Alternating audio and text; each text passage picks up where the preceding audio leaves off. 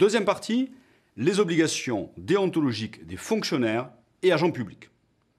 Le terme agent public est utilisé invariablement pour désigner le fonctionnaire ou l'agent contractuel.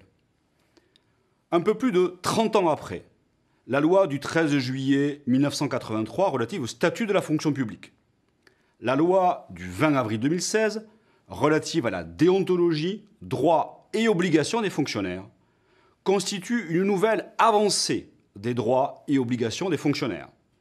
Certaines obligations déontologiques sont qualifiées de valeurs premières du service public.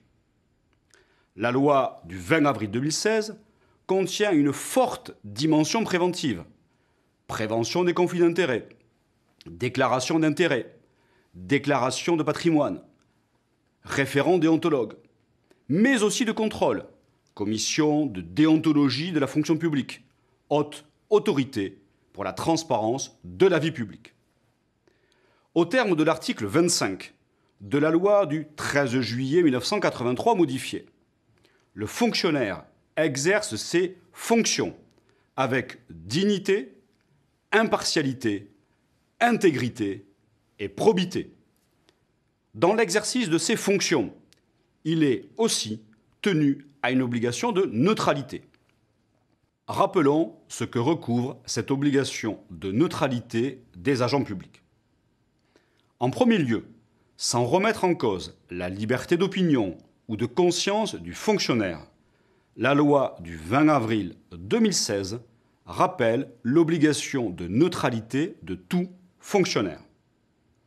En second lieu, l'obligation de neutralité interdit l'expression par le fonctionnaire pendant ses heures de service d'opinion politique, philosophique, syndicale ou de conviction religieuse contraires aux valeurs du service public.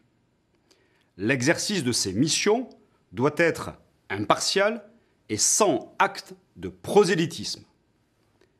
In fine, la loi du 20 avril 2016 a consacré de nouveaux impératifs déontologiques pour le fonctionnaire. Indépendance, impartialité, intégrité et obligation de neutralité. Elle renforce aussi substantiellement les droits des agents publics. Droit à la protection fonctionnelle, droit à la défense en matière disciplinaire, droit au congé et à l'égalité professionnelle.